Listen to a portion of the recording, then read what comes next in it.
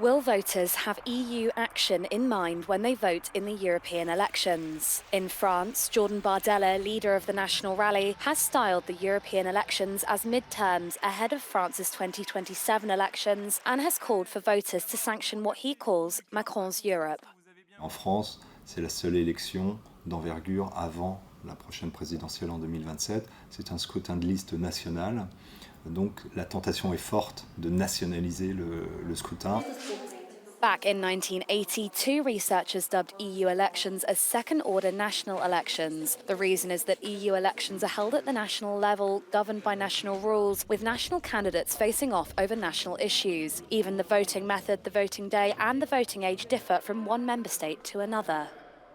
Les électeurs s'apprêtent davantage à voter pour des motifs nationaux, des motifs économiques et sociaux, en ce moment la hausse des coûts de l'énergie, les problèmes de l'inflation, que sur des thématiques européennes, que ce soit les institutions européennes, les politiques européennes et même la guerre en Ukraine. Various groups within society do consider European issues. This trend is strongest amongst white-collar workers, graduates and the wealthy. Crises such as the war in Ukraine have highlighted the actions taken by the EU, but will this affect how people vote? Après, la question pour les institutions européennes, c'est de montrer que cette action européenne, non seulement elle existe, mais elle est efficace. Et ça, c'est beaucoup plus dur vis-à-vis des opinions publiques. This year, European issues could perhaps be overshadowed by national issues in the EU elections, with the attention of many countries elsewhere. Presidential elections have taken place or will take place in Finland, Slovakia, Lithuania and Romania, while voters in Portugal, Austria, Belgium and Croatia have legislative elections. European issues are also addressed in national elections, yet they are often so intertwined with national issues that it is challenging to distinguish between them.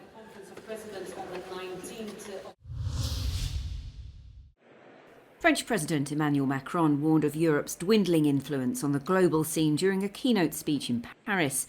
According to Macron, if it fails to undertake massive trade and economic reforms to compete with China and the US, the continent will become impoverished. Nous devons être lucides sur le fait que notre Europe aujourd'hui est mortelle. Elle peut mourir. Elle peut mourir et cela dépend uniquement de nos choix. The French Premier added that the main danger for European security is the war in Ukraine. He emphasised that it was absolutely necessary that Russia does not win the war of aggression it's waging against its neighbour. Refugee reception and accommodation centres in Cyprus are full. Around 25,500 asylum seekers hope that authorities will grant them refugee status. In the last 2 months, dozens of boats have arrived at the island's coast. They come from Lebanon and mostly carry Syrians. نحن طلعنا من الحرب من سوريا يعني اجينا لهون كرمال نأمن معيشة ومستقبل لأنه صراحة ما في مستقبل بسوريا لأنه في كثير من الشباب تركوا أهاليهم وكل شيء وأجوا لهون كرمال تيعيشوا. تركتهم وأجيت كرمال تأمن لي معاش وتأمن لهم معاش تقدم لهم اللجوء تيطلعوا من سوريا لأن سوريا المعيشة كثير صعبة. The latest developments have alarmed authorities who are struggling to manage the large and unexpected number of refugee arrivals, and the worst may be yet to come. Τα τελευταία κύματα από το Λίβανο, από Σύριους, είναι πάρα πολύ μεγάλα. Γι' αυτό είναι το που προβληματιζόμαστε. Εάν ο Λίβανος τελικά δεν τα καταφέρει να καταρρεύσει, τότε πιθανόν να έχουμε ένα τεράστιο πρόβλημα. This reception center hosts around 1,000 asylum seekers. Local politicians warn of the country's limits. Και σαν κράτος είμαστε πολύ μικρό και δεν μπορεί η κυβέρνηση δικιά μας να εξυπηρετήσει αριθμούς μεγάλους. Δεν είμαστε πολλοί, είμαστε λίγοι και έχουμε οροφή στο πόσους μπορούμε να εξυπηρετήσουμε και να βοηθήσουμε. The government is asking the EU to change the status of Syria, arguing that parts of the country are no longer war zones. Το μεταναστευτικό, τουλάχιστον στην Κύπρο, είναι ένα ζήτημα που βρίσκεται πολύ ψηλά στις συνειδήσεις, στις ανησυχίες των πολιτών μας, αλλά και ως κριτήριο στις επιλογές που θα έχουν στις επερχόμενες εκλογές. Εμείς και άλλα κράτη της Ευρωπαϊκής Ένωσης βλέπουμε ότι υπάρχουν συγκεκριμένες περιοχές στην Συρία που μπορούν να χαρακτηριστούν ως ασφαλείς. Θα πρέπει να επιδείξει η ίδια η Ευρωπαϊκή Ένωση έμπρακτη αλληλεγγύη, έμπρακτη στήριξη στην Κύπρο. Θεωρούμε όμως ότι μέσα από αυτό το πακέτο το οποίο θα παρουσιαστεί στις 2 Μαΐου στον Λίβανο θα είμαστε σε θέση και εμείς, αλλά κυρίως ο Λίβανος, να συγκρατήσει τις μεταναστευτικές ροές προς την Κύπρο. Αυτή τη στιγμή το 7% του πληθυσμού της χώρας είναι πρόσφυγες και μετανάστες. Ο Νίκος Χριστοδουλίδης υποστηρίζει πως πλέον πρόκειται για θέμα εθνικής ασφάλειας. Η Λευκοσία ζητεί από τις Βρυξέλλες και τους Ευρωπαίους εταίρους της να δείξουν περισσότερη αλληλεγγύη.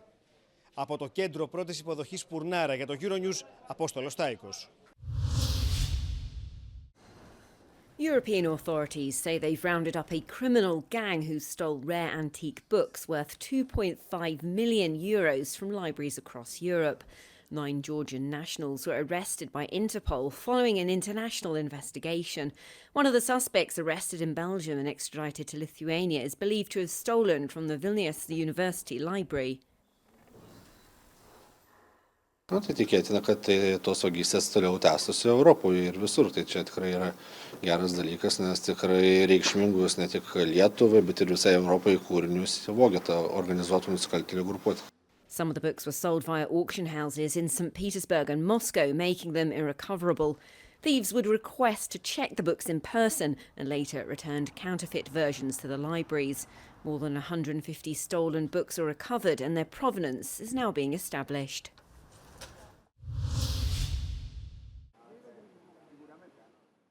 Censorship controversy overshadowed the anniversary of Italy's Liberation Day after allegations its state broadcaster stopped an anti-fascist speech from airing. State-run broadcaster RAI withdrew a planned monologue by Italian author Antonio Scurati, where he denounced fascism and what he said was the Italian Premier Giorgia Meloni's refusal to repudiate it.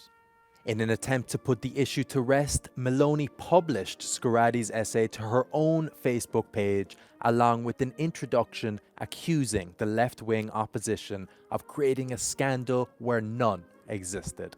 Meloni's Brothers of Italy party has tried to distance itself from its neo-fascist roots, with it emerging on the political landscape following the fall of dictator Mussolini.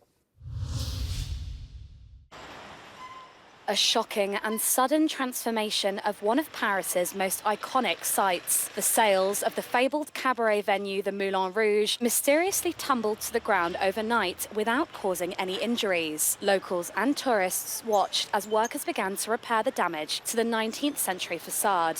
C'est un symbole de Montmartre, c'est la bohème, c'est Montmartre, le village, Paris, c'est le monde entier vient faire sa photo au pied du Moulin Rouge. Ça sera des photos uniques à faire pour l'instant sans les ailes, mais je pense que la direction du Moulin Rouge va faire son possible pour pouvoir remettre les ailes rapidement.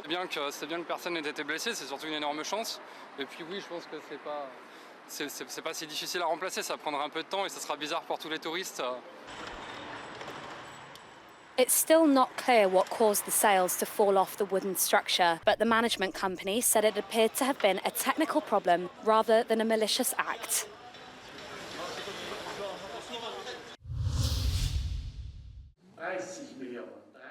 A painting by the Austrian artist Gustav Clint that was thought to be lost for 100 years has been sold at auction in Vienna. The unfinished work, Portrait of Fräulein Lisa, went to an unidentified buyer for 30 million euros. The painting was commissioned by a family of Jewish industrialists in 1917, a year before Klimt's death. The sale price set an art auction record for Austria. Applauding and hugs. It's farewell time in Strasbourg. The last plenary session of the European Parliament has ended, and many of its members will say goodbye to the hemicycle, while others are determined to come back after the elections. The 9th legislature was one of the most turbulent, with multiple crises to face. Euronews asked MEPs about their main achievements and failures. Political groups are mostly proud about their response to the COVID-19 pandemic and Russia's invasion of Ukraine. The biggest achievement for sure was to restart the European engine, the economic engine after the corona crisis. So the RRF, the Recovery Resilience Fund, was for sure the most important decision in this mandate. L'aver saputo farsi trovare comunque compatta e decisa nel momento in cui si è infiammata l'Europa a seguito dell'aggressione russa all'Ucraina. In quel momento l'Unione Europea ha compreso il pericolo. The European Green Deal was among the main achievements for leftist parties, even if some key legislation was not adopted or significantly watered down.